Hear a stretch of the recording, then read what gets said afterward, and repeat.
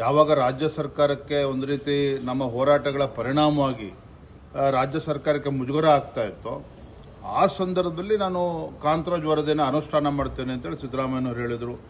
ಮುಂದಿನ ಕ್ಯಾಬಿನೆಟ್ ಮೀಟಿಂಗಲ್ಲಿ ತರ್ತೀವಿ ಅಂತ ಹೇಳಿದ್ರು. ಅದರಲ್ಲಿ 4-5-10 ಕ್ಯಾಬಿನೆಟ್ ಮೀಟಿಂಗ್ ಆದರೂ ಕೂಡ ಅನುಷ್ಠಾನ ಆಗಲಿಲ್ಲ. ಇದು ಅನ್ಸೈಂಟಿಫಿಕ್ ಆಗಿದೆ. ಇದು ಯಾವುದೇ ಕಾರಣಕ್ಕೂ ಇದು ತರಾತುರಿಯಲ್ಲಿ ಮಾಡಬಾರ್ದು. ಈಗಾಗಲೇ 10 ವರ್ಷಗಳು ಕಳೆದಿದೆ, ಹೊಸದಾಗಿ ಮಾಡಬೇಕು. ಎಲ್ಲವೂ ಕೂಡ ಚರ್ಚೆ ನಡೆದಿದೆ. ಆಡಳಿತ ಪಕ್ಷದ ಸದಸ್ಯರು ಕೂಡ ವಿರೋಧ ವ್ಯಕ್ತಪಡಿಸಿದ್ದಾರೆ. DK ಶಿವಕುಮಾರ್ ಆದಿಯಾಗಿ ಸಚಿವರು ಕೂಡ ವಿರೋಧ ವ್ಯಕ್ತಪಡಿಸಿದ್ದಾರೆ. ಇದರ ನಡುವೆ ಈಗ ಅವರಿಗೆ ಜ್ಞಾನೋದಯ ಆಗಿ, ಯಾಕೆ ಜ್ಞಾನೋದಯ ಆಯಿತು? ಯಾವಾಗ RCB ವಿಚಾರದಲ್ಲಿ ಕಾಲ್ ತುಳಿತಕ್ಕೆ ಒಳಗಾಗಿ 11 ಜನ ಮೃತಪಟ್ಟರು, ಈಗ ಅದನ್ನು ವಿಷಯ ಡೈವರ್ಟ್ ಮಾಡೋಕ್ಕೋಸ್ಕರ ಈ ವಿಚಾರವನ್ನು ಪ್ರಸ್ತಾಪ ಮಾಡಿದ್ದಾರೆ.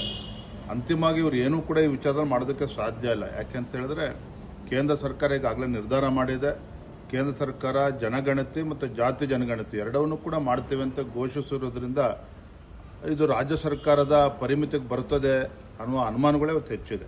ಹಾಗಾಗಿ ಕೇವಲ ಗೊಂದಲ ಸೃಷ್ಟಿ ಮಾಡೋದಕ್ಕೆ ಮಾಡ್ತಾ ಇದ್ದಾರೆ. ಯಾವುದೇ ಒಂದು ತಾರ್ಕಿಕ ಅಂತ್ಯಕ್ಕೆ ತೆಗೆದುಕೊಂಡು ಹೋಗ್ತಕ್ಕಂಥ ಇವರ ಮನಸ್ಸು ಖಂಡಿತ ರಾಜ್ಯ ಸರ್ಕಾರಕ್ಕಿಲ್ಲ, ಸಿದ್ದರಾಮಯ್ಯನವರು ಕೂಡ ಇಲ್ಲ.